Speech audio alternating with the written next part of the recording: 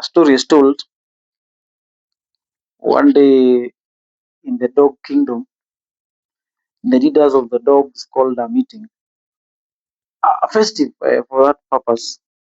And the dogs were told, in order for you to get into this banquet that we have created here for you guys, you have to let your tails be cut. So there was a lot of hype and a lot of networking and a lot of branding around that event, for lack of better words. Walikuwa wamepiga show, wakacampaign, wakamarket, wakaweka poster, walikuwa hype show. So it was something not to miss. So the dogs were told, in order for you to access the party, you have to let your tails be cut. And the dogs were like, who needs a tail anyway? So they wakakata mikia, they got into the party, the music, the hype, the merry. Then wakati wa kukula ukafika, wakaleta ugali mzuri na nyama. So they enjoyed the meat, they enjoyed the party was fantastic. Sherehe ilipoisha, during sasa speech nini nini, ndio they came to realize that walikula mikia yao. And and I think that is one of the saddest truths that we get to see here in our continent, Africa. For a very long time, I really stayed away from doing this, sitting in front of this particular camera and having this particular mic on me, because uh, so much is going wrong. There's so much negative energy going around our our lives, our society, that is so unbearable. And I felt then I got to a point where nikasikia it is very good also I put a voice into what is happening. And the only way to do that is to help us create uh, a platform where we will going to examine the economy, the economics, the belief systems, the leadership structure, the history, the governance, the psychology, the individual responsibilities that now interact to shape our society. Because uh, but unless we are able to have honest conversations around what is ailing and what is eating us up, we're not going to achieve the potential that is very in. We are one of the most adult continent on the planet. Let me just narrow it back to our country, which is Kenya. The other day I was thinking about something. There's a conversation that has been going around, that the government has been doing around Kenya, that we call the affordable housing. Let me talk about the affordable housing. I want you to think about this. Kenya is so adorned with limestone to an extent where we have enough to export to the countries around our region. Yet, a bag of cement in Kenya goes for 800 Kenyan shillings. Now, let me just give you some mathematics. Chukua kalamu na karatasi. Thank God I came with mine. Let us now do this on paper. Hata wewe my cameraman, toa karatasi yako na kalamu. I want us to do some mathematics. Cement in Kenya, we are buying cement at 800 Kenyan shillings per bag. Yes, 800 per bag of cement. I hope you're doing your mathematics. We are buying at 800 shillings per bag. I want you to imagine the production cost of cement. Cement, 6 to 7 years ago, was going at 350 shillings to 300 shillings, which means the production cost of cement then was about, for them to make, let's give a number, 80 shillings. Now, we're buying cement at 800 shillings, then, which means the only people that can afford cement is the government. So the government buys cement from itself. From itself. It buys steel from itself. Then they transport those raw materials with government vehicles, which are part of the taxpayers' money, fueled by you, the taxpayer. So you fuel the cars, the vehicles to transport the cement and the steel that all the government can afford. Once they do that, now they start building houses. I'm asking a very simple question. I might be wrong, but let's try to reverse this.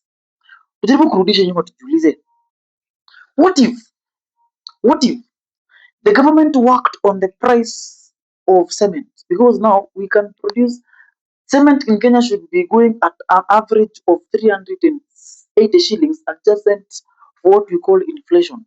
Because the greatest component of cement is limestone, which we are endowed with.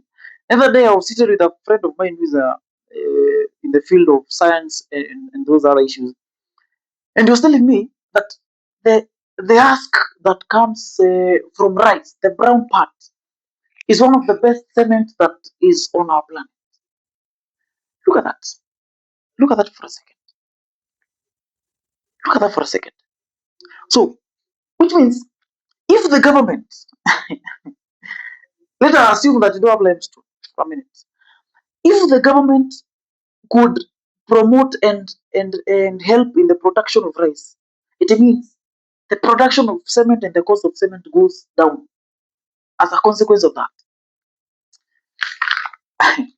What am I trying to say with this? The problems and the challenges we are facing in our continent are not individual. They are systematic issues. They are policy issues. They are cultures and belief system issues that we ourselves as the people and the government that we have put in place have sustained, have given breath, have given energy, and have encouraged to continue thriving. Because we are in a society where we blame each other for everything. We are so comfortable to blame others for the problems that we participate in creating.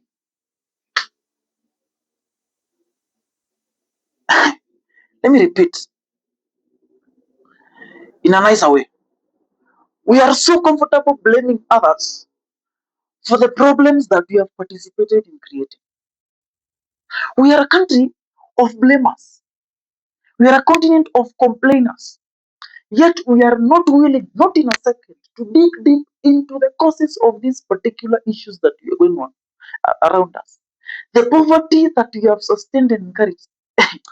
This morning I came about a short. I think it was a short clip from a senator in the US. Then I ran to look at the conversation that they were having. It was a form of a forum of discussion of policymakers in the US. And the question was, how do we deal with the debt burden that is imposed on Africans? Think about that for a second.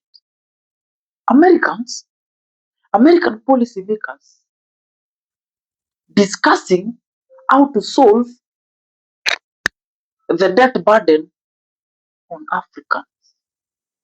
The debt that the Americans have given us through the IMF and other bodies. Juzi niliona mnauziwa ugonjwa wa Kenya.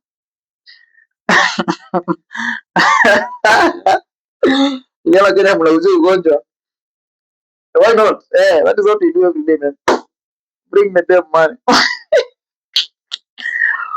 Wacha tujenge barabara tukufe tupate za kwenda mazishi na. ah, that was a sad laughter. Americans policymakers seated down and having a discussion how to solve the debt burden on Africans, the debt that they have given us with insane rates on us. They want now to discuss how to lower that tax burden. Okay, let's assume the lion can sit down and think about the well-being of the antelope for a second. Let's assume that. Let's assume that the lions can sit down and discuss the well-being of an antelope. Let's assume that is possible. Now, this one lion stands. It's hard to use that analogy, but someone told me that the antelope is such an antelope because it chose to become an antelope. Yes, we will argue about that forever. But for today, let us stick to the main point of the day. So this one senator stands and says that the best way to ease the tax burden on the debt burden on African countries is for the countries in Africa to lower tax burden. Okay, complicated. I know. A pen and a paper.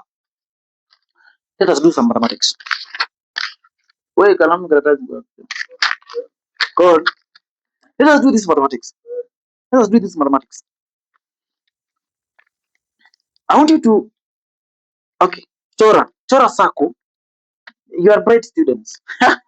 Very bright, eh? Mwalimu wangu wa biology alikuwa atuambia andropound haina n. Chora Sako mahali. Hiyo Sako iandike Kenya. Okay. I want us to use Kenya as an example. Or you can use Tanzania if you are in Tanzania. Or you guys use Congo if you're in Congo. Or you can write Africa to make this easy. Add Sako, write whatever you want. But that country should be in Africa or Africa itself. Now you have drawn that Sako and written Africa. Chora arrow ikitoka kwa hiyo Sako hivi. Handwriting yangu ni mbaya najua. Ikienda hivi. Hivyo. Si ndio? Alafu chore Sako ingine namna hiyo. Alafu hiyo Sako yenye umechora hapo next. I want you to write it African economy, Kenyan economy, Tanzanian economy. You've written that. Now, I want you to do this mathematics. For example, in Kenya today, the highest problem in our continent is unemployment.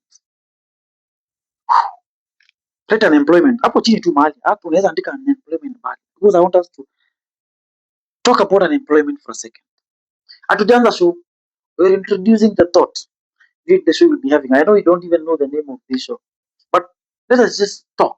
Okay? Talk. Unemployment. Class, right? Unemployment. You're reading unemployment? Let me tell you what unemployment simply is. Unemployment simply means unutilized human resource. I mean, the government has resources, or a country has resources, a society has resources, human resources that they are incapable of utilizing. That is what unemployment is. So unemployment is unutilized human resource, which means Africa, Africa has the highest unutilized human resource. Tumesoma, tumesoma, tumesoma, but shauri yako na masomo yako. So, which means let us now go to the economy. So, if you want to fix an economy, now, let me give an example with your home. You are in a village and you're struggling economically. You have a farm around there. If that farm is full of grass, you're not poor by design or by circumstance. You are poor by choice. What means? What do I mean by this? Kizungu ikuja na meli. You can get out, go to that farm, plant how many 100 seedlings of sukuma wiki, and you have sukuma wiki that you can, after 2 weeks, you can be able to pinch the sukuma wiki and go to the neighbor. When you go to the neighbor with a bunch of sukuma wiki and tell him, shika hii sukuma wiki, leta unga ya ugali, akupatia unga ugali, uende upike na sukuma wiki yake. We can go as low as that. We are so, which means Africa, we are poor by choice. We have chosen to be poor because we have been unable to utilize the human resource that we have as a continent. Let me take you back. Let's lose our track. Let me go back to Kenya and Tanzania now and the economy of Africa. So if you want to fix the economy of Africa, the best and the most viable alternative that we can take within a short period of time is to utilize the human resource that we have, which is the unemployed young people. 77% of the Africa's population are people below the age of 35 years. On some episode in the future, we are going to dig deep into what demography really means and the economics of demography. Let us just forget that for a second. So if we can utilize the resource, the human resource that we have, we will have solved the problem of economic struggle in Africa over a period of less than 5 years. Let me show you how. Tulikuwa tumeachia pale kwa taxation. Sijasahau. Hata turudi kwa taxation kidogo. Taxation inamaanisha nini? So tuko kwa ule story ya ule senator. Tuko kwa sentence ya kwanza inasema the only way to solve the debt challenge in Africa is to lower taxation. And I'm trying to show you why I really agree with that particular senator of the United States of America. If we have utilized the human resource, then we have solved the problem of economy. If we have solved the problem of economy, we don't need to borrow. Now let me show you how this ties to taxation. Now, last year, I was very saddened. I almost went out to drink out of depression when I heard that the only car manufacturing company we had in Kenya called Mobius was closed down.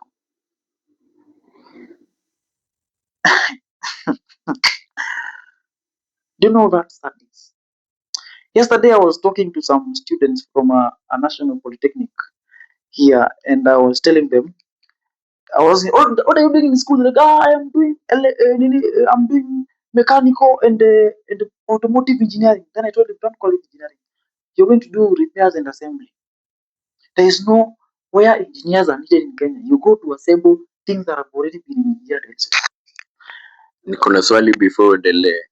I heard sometimes back kulikuwa na raising conversation about si Gen Z ama si youth tulikataa kuemployiwa, na from that time wasee wamekuwa wakisoma na wanajua kuna work. Ni ile tu tunasoma to gain the knowledge, lakini tunajua kuna work.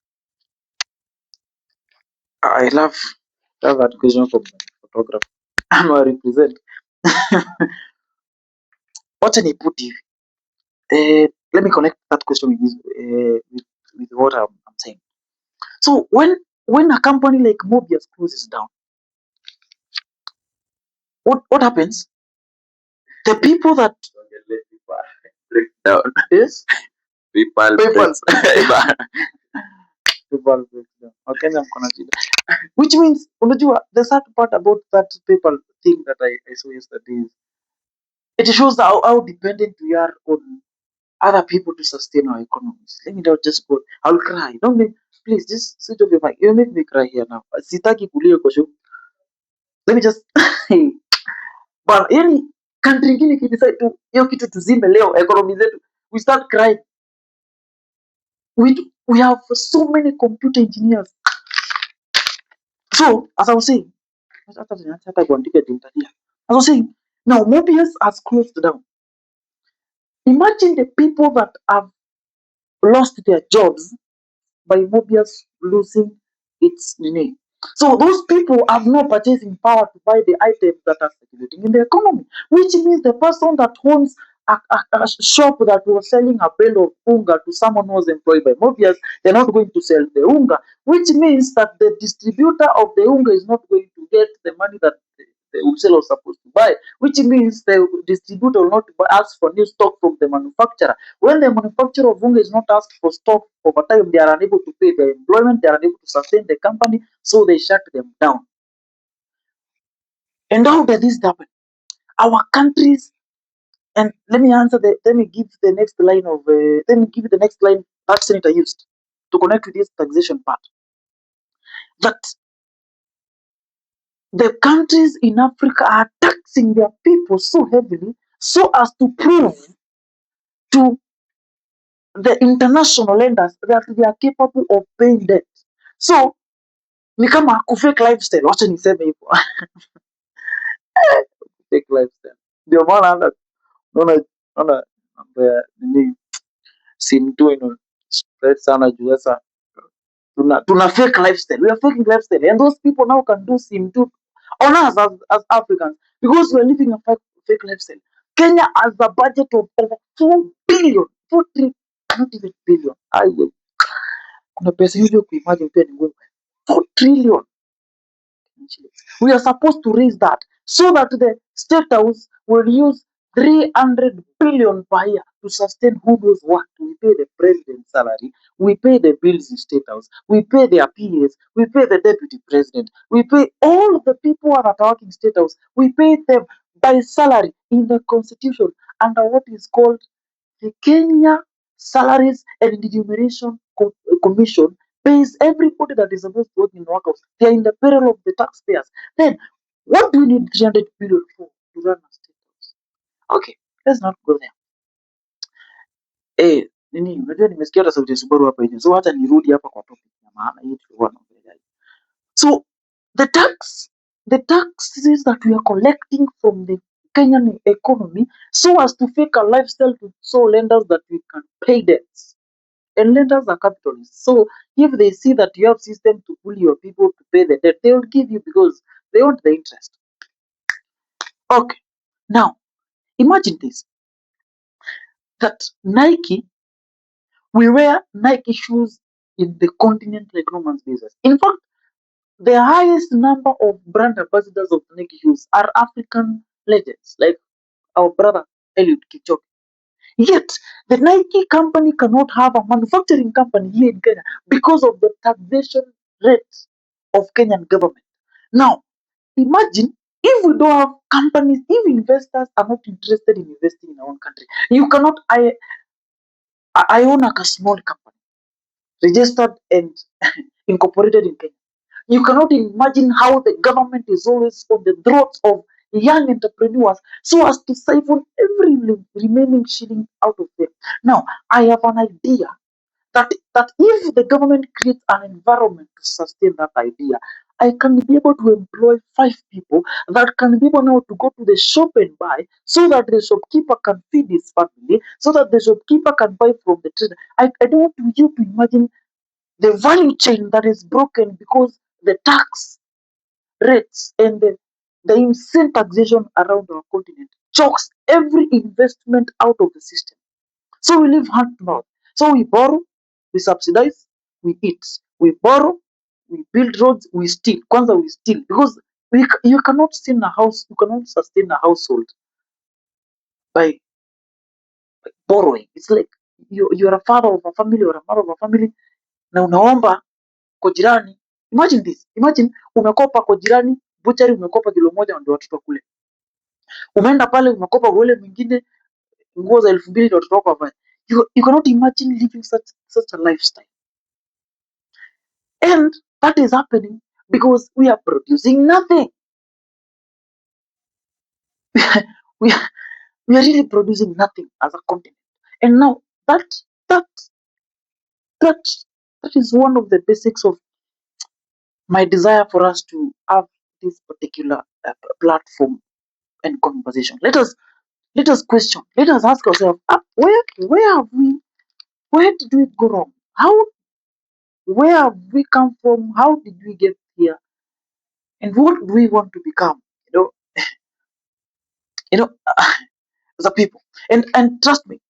I don't read me wrong. I am not, and I think you need to write this down. I am not insinuating by any measure that the government is solely responsible for what is happening to our country. We, as a people, who is the government? The MCAs come from our village. There are brothers, there are sisters. The president comes from some village. They come from our society. In fact, in Africa, we have a tendency. I love how one of the Kenyan scholars put it. Is Professor P.L.O. Lumumba. He puts Africa. We have a tendency of striking the best deals with the worst of us in the society. And I can tell you for free that even the foundation of doing this particular show was not to blame the government. Everybody is blaming We have blamed the government enough. But trust me, we as the people have a great responsibility for the responsible for the systems that we have produced. A week or a month ago, we were having a discussion with a friend of mine, and we were discussing how a pen and a paper again, a pen and a paper again, a pen and a paper again. Are you good?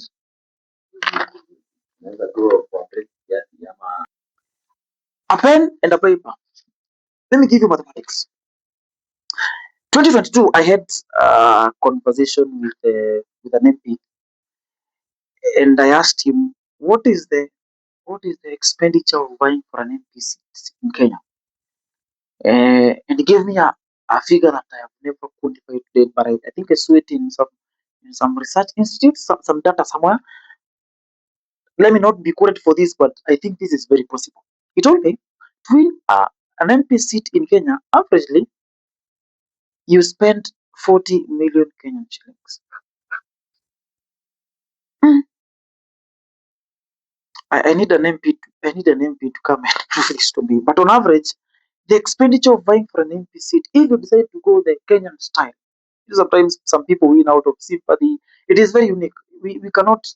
Statistics is about percentages. So now we are speaking on an average. There are some of them who make it through sympathy, through the love of the people, and all that. But now let's speak on the average side. 40 million Kenyan shillings. I am informed that a Kenyan MP per month is paid around 1 million Kenyan shillings. Adjacent of the allowances, I am told average to 1.5 million. If I'm wrong, you correct me. I've never been an MP. These people increase their salaries every day. You might even say what the others that kupata kesho sio wana. But in sawa, 40 million Kenyan shillings is what you need. 40 million watu wangu wacha tuandike 40 million. Kuna msanii Kenya aliimba akasema kila mtu akona zeros, tofauti ni mahali koma iko. So wacha tuweke commas. Andika 4, andika 0, weka comma. Weka 03, hiyo ni 40,000 Kenyan shillings. Ongeza zero zingine 3, so uko na 40 million Kenyan shillings. That is what you need on average to campaign and win a political seat in Kenya. We will know why you need that. Divide by their salary per month, 1.5. So 1.5 ni 1, weke 5, alafu weke koma, weke 02, weke koma, alafu weke 03. Tufanye hesabu ya cancellation. 0 cancel 0. Okay, tumebaki na 40 divided by 15. 40 divided by 15, that is 3 here, by 5 3 by 5 8. So that is about 2.6. 2.6. You need how many months to recoup this money? Imeandika 40 million is it?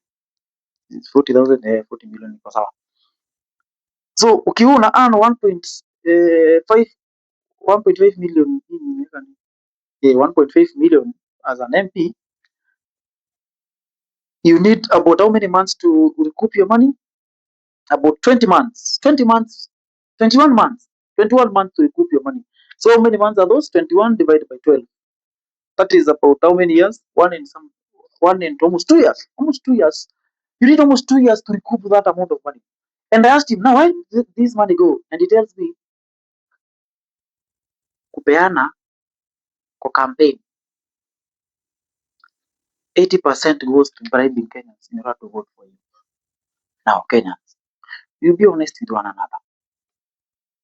Wewe na akili zako timamu umetumia ulienda ukauza ploti mahali ndio upate pesa ya campaign, kwa sababu ukienda ground Wakenya wanakuuliza unaleta nini, na tupe ndio tufungue macho na masikio.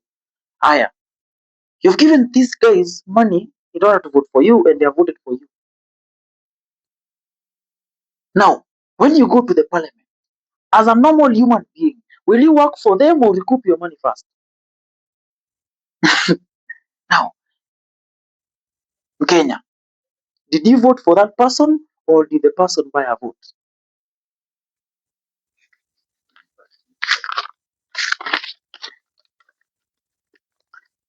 Did you vote for the person, or did the person buy the votes? We have complained, we have cried, and we have. Let me tell you something. When you want to measure the economy of a country, you do simple primary mathematics, which is called average. You take what you have produced and divide by the number of people that are in that country. The economists complicated and call it GDN or GNP and GDP, GNP or GDP, gross national product, or gross GNP, gross national product. Gross national product means everything that you've produced as a country divided by the production of every individual in that particular country who is able to produce. So we have come a long way as a continent, and I'll be very unfair to nullify the steps we have made as a continent in the sphere of economy, the social space, the democratic space, and all those beautiful spaces that we have. But we cannot sit here and say that we are where we are supposed to be, where we ought to be, and where we can be if we do things right. And the introduction of this particular platform is for us to be able to examine, uh, how, because I can say this without fear of contradiction, that every culture, every belief system, every institution, and every leadership structure, and every mindset contributes to the reality that we experience as a people. Let me repeat this in a nice way. In a society, every culture, every belief system, every institution, every leadership structure, and every single mindset of every single person in that particular society contributes to the reality we experience. I, I always put it in this way, but I love that we our state as a society is a mean score of who we are individually. In terms of the individual level, the systematic level, the cultural level, the belief system, and the beliefs that we have accepted to be true as a people. The institutions that we have sustained. Mentioning of institution,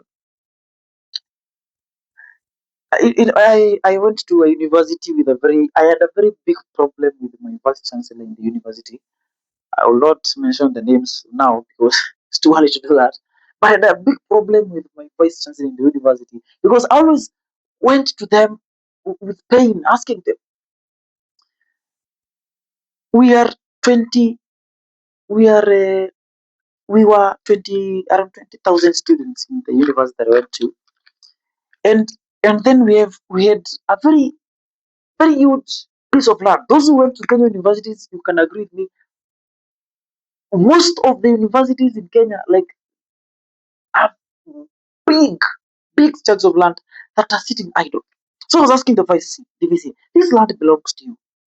I went to a university in Nyanza, and I was asking him if today that is this institution called that name were to take one piece of land and say, in this piece of land, we are doing commercial poultry farming, poultry farming, poultry farming, and say that you're going to rear an average of, let's say, 300,000 chicken, 300,000 chicken.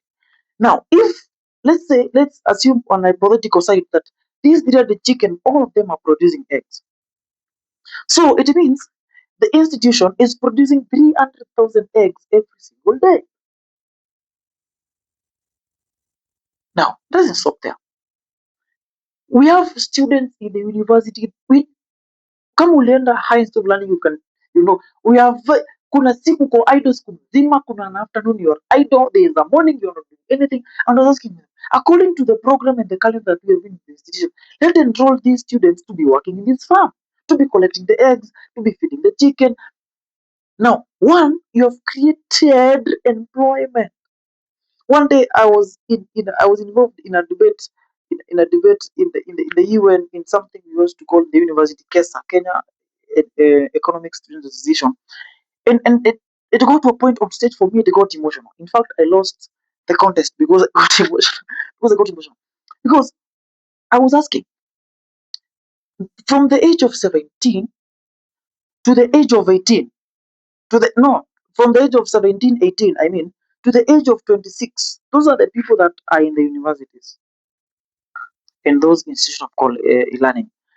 I think around 1.7 million students are in higher institutions of learning. Now, I want you to do for me some mathematics. Pick a pen and please. Every time from today until this show ends, natakanga ukuje na kitabu na karatasi. When you are going to be preaching this gospel to your kids, we are starting a movement. We are starting a wave of an awakening. If our society will have an opportunity of liberating itself, we have to start from the root cause of the problems we have. And trust me, through this show, we are going to go to the roots of every particular issue that we think is in our society. And by the way, any topic you feel like we need to dig into, bring it on hapo kwa comment section, ama mahali, ama unaweza DM, and we can also reach out through other platforms. We will get to know each other better. But now, let's do this mathematics. We have 1.7 million kids in campus and colleges and all those, and TVETs and all those areas. Now, 18, 17 to 18 to 25, 6 years. This is the most energetic, the most creative, the most powerful, the most outgoing, the most enlightened, around to speak, part of our society. If we have 1.7 million kids in school, kama ulienda kampu, unajua sherehe kwa kampu, lazima tudishi, lazima tulipe rent, lazima tufanye hizo vitu zote zetu zinafaa zifanyike, and all that spends money. Okay, these people are living in what we call in economics autonomy. Let me tell you what autonomy is. Autonomy is consumption. It's called autonomous consumption. Let me make it full so that narrows the context. Autonomous consumption is consumption when income is zero. So if all that big population is consuming and doing and living, paying rent and living, buying clothes and all that in autonomy, who is carrying that economical burden? Think about that. And so I had a problem with these guys. I'm telling you, make these young people productive by utilizing the energy and the things these things have. If you're going to pay someone 300 shillings every day for taking care of chicken, feeding them, those kids, that is 9,000 per month. For the no side of just, what am I saying? That this, we have spent so much time arguing and complaining and fighting and striking on the consequences of the actions we never have the courage to look and question. And trust me, this particular show is not for the weak. It is a show that is going to make a lot of us uncomfortable. It's going to make a lot of us feel, you know, italeta shida. But trust me, sometimes ndio upone inabidi umefanya surgery. Headache kidogo na meza panadol, ikikaakaa unaenda kwa daktari anakupea hizo painkillers zao, anakupea hizo vitu zao. Ikishindikana kabisa anachinja kichwa. Africa is at a point where we need the surgery. We need to cut our system, our mindsets, our leadership structures, our belief system, our spirituality. We need to cut them open and look into them and see what is. Today was the introduction to the Free Africa Minds conversation. And the Free Africa Minds is all about if we want to Africa to be free economically, socially, and all those spheres that you're talking about. I am passionate about Africa. Mimi ni Mwafrika, sasa sijui mambo ya huko kwingine. How the Africa that we want will be carried by a certain set of mindsets. And that set of mindsets is what we are cultivating in this particular platform. What are we calling it? The Free Africa Minds. The minds that are going to free our continent. That was the introduction. I was just laying bare the thoughts during this particular show. And I cannot end this show without saying thank you so much to Green Mike for setting up this for the edit and for the job. The whole production work behind this show is done by the Green Mic team. And I will not forget to say this, tafadhali, for us to be able to grow this particular platform, don't forget to subscribe, to share, and to hit hiyo kabeli na kwanga hapo ukaweke active, because now this is the first of hii ni accelerated. You don't need to miss, you don't want to miss any part of this particular series of the Free Africa Minds. Welcome, and please, this one is big. Yeah.